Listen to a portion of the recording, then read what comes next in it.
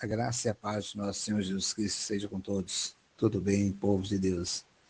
Hoje estou trazendo a parábola que Jesus trouxe para nós, nos ensinando muitas coisas. A parábola do filho pródigo é uma passagem, é uma parábola muito conhecida, nós cristãos. Né? Jesus contou nessa parábola que um pai tinha 2 filhos. Certo dia, o filho mais novo quis receber a sua parte da herança que tinha por direito e pediu ao pai que lhe concedesse. Ao receber, ele saiu de sua casa e foi cuidar da sua própria vida de forma irresponsável. Outro filho também recebeu sua parte da herança, mas ficou ao lado do pai. Como o filho caçula queria se divertir, ficar livre, sentir livre, curtir a vida, ele viveu cada dia como fosse o último e conheceu novos amigos, passou a frequentar todas as festas, envolveu com todas as coisas que o mundo oferecia naquela época para se divertir. Porém, como qualquer jovem cheio de vigor e vontade de viver, ele jamais imaginaria que um dia toda essa farra poderia se tornar um pesadelo. O dinheiro acabou e com isso seus amigos o abandonaram.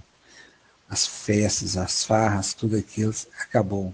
Ele se viu na pior situação que um ser humano pode chegar, no fundo do poço, sem nenhuma dignidade.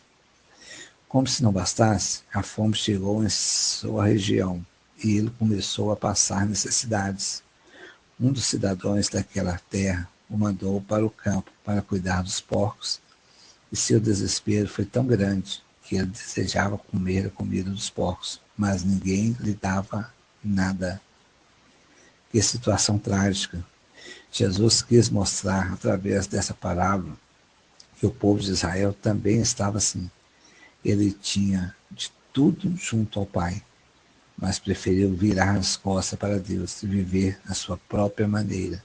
Mas hoje, será que nós também não temos agido assim? Virar as costas para Deus e viver do nosso modo? Essa é uma pergunta que eu deixo para você. Pensamos que somos fortes bastantes. Somos fortes o bastante. Isso é uma coisa que nós temos em nossa mente. Somos fortes, vamos vencer, vamos conseguir. Temos o direito de sermos abençoados. Sabemos como dirigir a nossa vida. Mas tudo, porém, sem a ajuda de Deus. É um erro nosso, sem buscar a Deus. Se você estiver construindo sua vida dessa maneira, cuidado. Uma hora tudo pode dar errado. Jesus diz que aquele que ouve as suas palavras, mas não praticam, são pessoas insensatas que constroem sua casa sobre a areia. Cai a chuva, transborda os rios, sopram-se os ventos e deram contra ela a casa e ela caiu. E foi grande a sua queda. É o que tem Mateus 7, 26 e 27. Aquele filho era abençoado na casa do pai e tinha a verdadeira liberdade, mas seu coração estava sempre inquieto. Ele achava que somente as outras pessoas eram felizes e que o pai o estava privando de tantas coisas, quando na verdade ele estava protegendo-o. Então ele acabou melhor, achou melhor, né? Ele achou melhor ouvir a voz do seu coração e foi experimentar os prazeres do mundo, sem medir as consequências. Até que os tempos difíceis vieram e ele viu a grande besteira que cometeu. O inimigo, Satanás, nosso inimigo, estava por trás de tudo e conseguiu humilhá-lo e tirar tudo que de bom ele havia aprendido em sua casa com o pai. Mas graças a Deus, o inimigo não conseguiu roubar daquele jovem a sua fé e esperança. Ele então lembrou-se dos tempos bons de fartura que viveu com seu pai, em que nada lhe faltava. Veja como foi o momento do seu arrependimento e reencontro com o pai. Eu vou ler aqui Lucas 15, 17 ao 22. Caindo em si, ele disse: quantos empregados de meu pai tem comida de sobra e eu aqui, morrendo de fome. Eu me porei a caminho e voltarei para meu pai e lhe direi: Pai, pequei contra o céu e contra ti. Não sou mais digno de ser chamado teu filho. Trata-me como um dos teus empregados. A seguir, levantou-se e foi para o seu pai. Estando ainda longe, seu pai ouviu e, cheio de compaixão, correu para o seu filho, que o abençoou e beijou. O filho disse: Pai, pequei contra o céu e contra ti. Não sou digno de ser chamado teu filho.